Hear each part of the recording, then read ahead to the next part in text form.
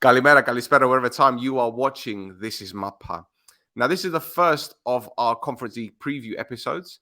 And as you know, AEK Larnaca are facing Torpedo Zhodino. Again, I hope I haven't butchered the name because I'm not very good with my pronunciations. But I have a Belarus football expert, Aleksandr. Welcome to the podcast. How are you, my friend? Good, thank you. How are you? I'm very good, and I'm absolutely thrilled to have you on the podcast. I'm not sure if you've done podcasts before. I'm going to try and be a bit calm with you because with my other guests, I'm insane. So I'm going to be Okay. calm with you today. How are you? It's good to hear. Yeah, I'm ready to answer the questions. Fantastic, fantastic. Well, what can you tell us about AEK Larnaca's opponents? Because in Cyprus, not many people know about them. So what can you tell me about them? Well, I think it's a typical situation at this stage of the European club competitions at these early stages when I think both teams try to gather as much information about their opponent as possible, and it's pretty usual that not sometimes there is not a lot of info about this or that team because not all of the teams they play there on a regular basis, and not all teams qualify for the group stages, of course. So. Okay. Okay. So, in terms of Jodino's history, what can you tell us about the club's heritage? Are they a big club in Belarus? Well, lately they are they have been doing quite well. I mean, historically, I cannot say that it's a club with the most titles or something like that, but they have quite a solid history. They've been in the top division since the beginning of the century. I think 2002. So they got promoted and stayed there ever since. So it's yeah, over 20 years now, and it's a solid team of our top division. So they won the domestic cup twice lately. So they won this season. This season's edition against Bate Borisov just in late May 2-0 at a full Dynamo Stadium in Minsk. And apart from the cup in 2023, they also won the Belarusian Cup in 20. So they have two domestic cups, and they finished third in the league in one of the previous seasons. So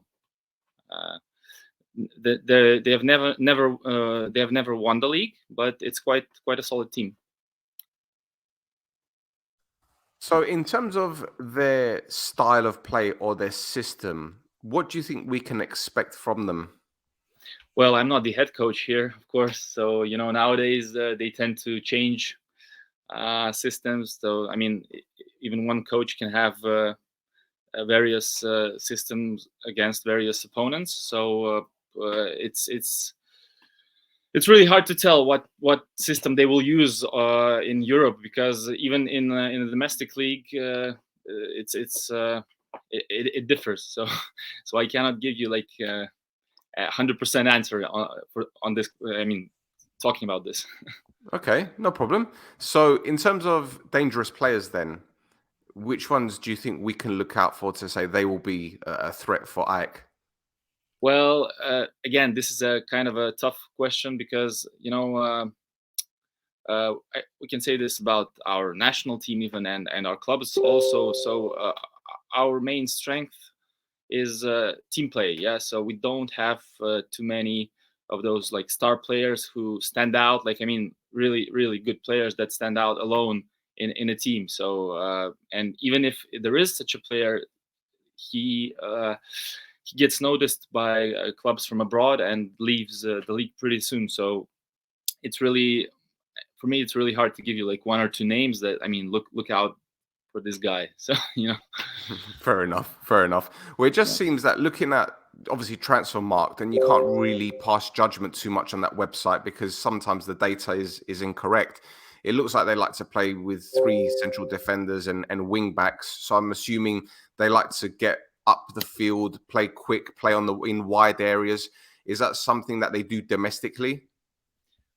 Well, their system differs domestically, as I've already said. one thing that I can say that it's a very physical team, so they're very strong physically, and they don't tend to give up the ball easily. So the loose balls. So when there are tackles and when the players sometimes they push for the ball, etc. So it's a very tough team to beat in this case. Would it be fair to say they play with a high press? And I'll tell you why I asked this question. As you're probably aware, Aris Limassol won the title in Cyprus, and their head coach is Shpilevsky from Belarus, and he plays a very high pressing system. Is that typical of football in Belarus at the moment? Do they like to push high? I cannot say that it's typical for all our teams. I mean, it's every coach is different. So I can just give you some information about the head coach of Torpedo Zhodino. So it's Dmitry Molosh. So he's a guy who played for Bate Borisov, and he also played for FC Dinamo Minsk. He has 15 caps for Belarusian national team.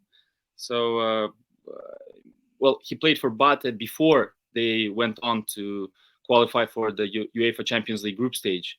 So that was in 2009, I think. Yeah. So he played there. He left before this success, but nevertheless, he has like over 100 games for the team. So he played for good teams. He played for the national team, so he knows how to communicate with players, how to work with players.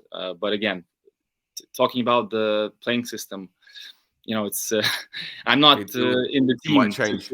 Yeah. I saw several matches. So yeah, and they use different systems. So to say like 100% that they will use this or that system, it's really hard to say. Okay. In terms of the home stadium, then, do you think it's going to be moved to a different stadium, or will it be in the one that they're using now? Which one is that? I don't know. Which one are they using? I don't know anything about the club, to be honest. I think if you check on UEFA, it's their home game will take place in Hungary. So really? Okay. Yeah, because of it's a decision taken by UEFA because of the current situation. Okay. Because again, we don't. Our football clubs, they have to play at a neutral venue. So, and as a neutral venue, they selected the Hungarian stadium. Oh, see, again, this is why it's great that you've come on, because we didn't know this. Did not know this at all, because we're not given information, because obviously AEK aren't a massive team. They're not the biggest club in Cyprus. Okay, they had a good season last season and the year before, but they're not one of the big names. So any information we know about them or their opponents will be great. Okay, so it's gonna. So in that case, then, are the fans expecting to do well in this game? Do they know much about AEK? Do you guys, as reporters, know much about the club? Well, we know that it's a good club that has, let's say, more experience in Europe than our team, our Belarusian team. So, but about, if you're asking about the Belarusian fans, the game, the home fixture, which will be played in Hungary, will be played behind closed doors. So that's another decision. So it will be kind of a. Wow. So no away supporters either. So no AEK fans can go to the game. It will be only VIPs and media representatives. Oh wow. Okay. And as for people that are watching the game back home in Belarus, will it be on a normal channel? Do you need a cable or satellite channel to watch the game? Do you know? I'm not sure about this question. I cannot give you a direct answer because usually at these stages, the deals with the TV rights are sometimes they're finalized like a day before the match. So and at the moment, just like Cyprus. Like Cyprus. But again, at the moment, there is no decision whether like the game will be broadcast and where it will be broadcast. So yeah. Okay, no problem. So one final question. In terms of a prediction, I'm not going to ask for a score. Do you think the team is confident that they can go through to the next round? You're talking about Torpedo. Yes. Okay.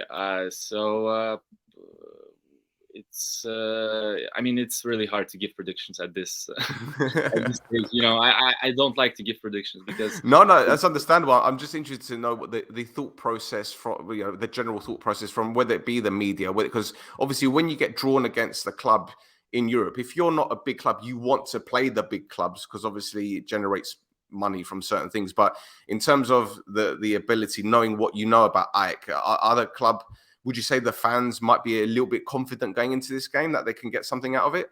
Well, I mean, judging from the media, so the Torpedo, this opponent that Torpedo has is considered to be like the toughest from all our teams. So we have 4 teams in Europe. So even Bate Borisov playing in the Champions League, they got an Albanian opponent. Dinamo Minsk is playing against Bosnia Herzegovina side, and Neman Grodno has an opponent from Liechtenstein.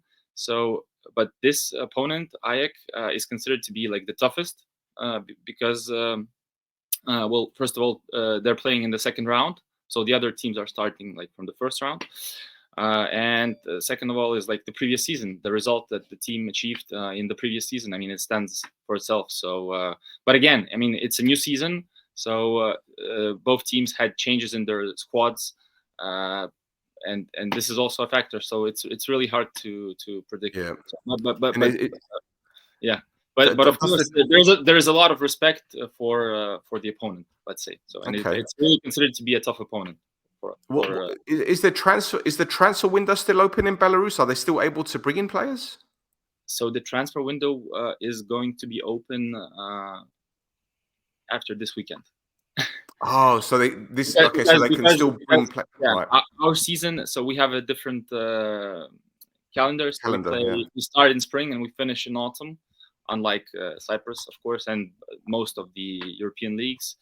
So we are like the northern leagues. Yeah. Because of the climatic conditions. So this is that's understandable. This is how it is in Belarus, and it's just.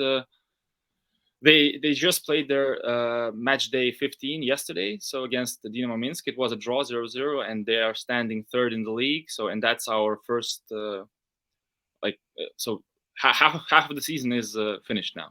Yeah. Okay, understand. Okay, that's fantastic. And you mentioned Bate Borisov earlier. They face, is it Partizani? They face the Albanian team. Exactly. And whoever wins plays Aris, the league champions. Exactly, but yeah.